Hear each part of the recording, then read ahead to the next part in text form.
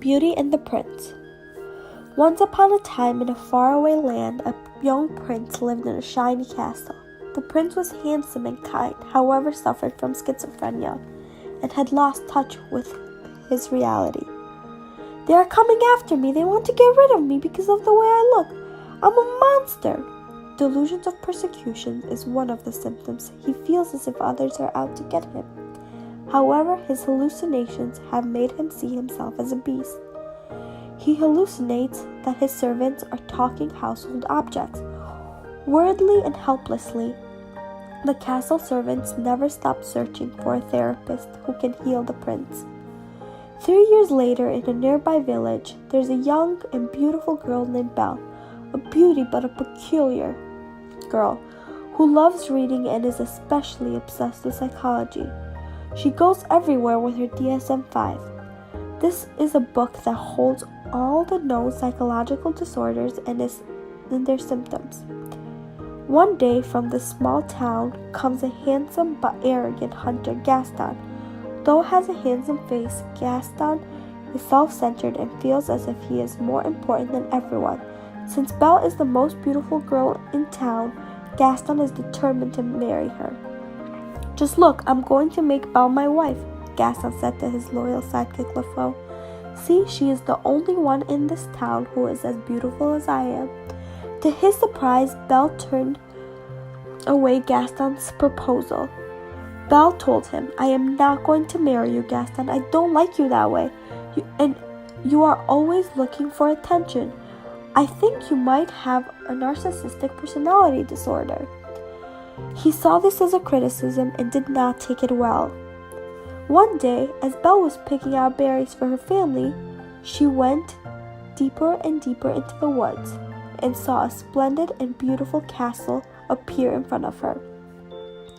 People in the castle welcomed Belle with great generosity and hospitality. They gave Belle the finest food, the loveliest gowns, and the softest bed. But Belle never got to see their master. He must be a kind person, thought Belle, but how mysterious. That morning, Belle woke up and saw Babette the maid dusting the cabinet. "Good morning," said Belle. "Good morning, Belle," Babette said sadly. "I've been dusting the cabinet for the whole morning, but I still feel that it's dirty. It really doesn't feel right to me." Belle took out her DSM-5. "I think you have an obsessive compulsive disorder. You have an obsession with the idea that germs are everywhere, and you have a compulsion to clean these germs off the surfaces." Belle has a cognitive perspective, so she suggests we should try cognitive behavioral therapy.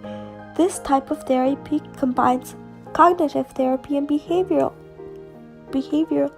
therapy. This way, we can help change your persistent thoughts about germs and help change your behavior when it comes to cleaning. Several months passed, and Babette no longer felt compelled to clean all the time as she did before. The servants in the castle were filled with hope. If Belle can treat Babette's OCD, can she as well treat the prince's schizophrenia? The servants planned a dinner for Belle and the prince. To her surprise, the prince was a charming and sincere gentleman. But as Belle started talking to the prince, she realized that something was not right with him. He spoke rapidly and disconnected, jumping from topic to topic. Belle remembered that this was one of the symptoms of schizophrenia. Word salad, she thought. Belle was determined to help treat the prince. From his positive symptoms, such as hallucinations and delusions, Belle concluded that he has acute schizophrenia, so she was hopeful the prince would recover. "I'm going to prescribe some antipsychotic drugs to you to help inhibit the dopamine levels," said Belle. However, these antipsychotics would have side effects. Tardive dyskinesia, a condition that affects the nervous system, causing repetitive involuntary movements. The prince and Belle spent more and more time together. They shared their favorite books, walked through the garden, and danced the night away. Little by little, they started to fall in love. On the other side of the land, however, in a small French village, Gaston was furious with Belle's rejection. He decided to take his revenge by killing the prince and taking Belle back. Gaston sneaks into the castle. Before he could stab the prince, he was accidentally knocked off the roof. However, Gaston's actions triggered the prince's belief that people are out to get him. Belle found the prince, who was lying on the ground unconsciously. "No," Belle sobbed. She held a thorazine on her tongue and kissed the prince. "Please don't leave me. I love you." The prince slowly opened his eyes. They found his schizophrenia was treated, and they lived happily ever after. The end.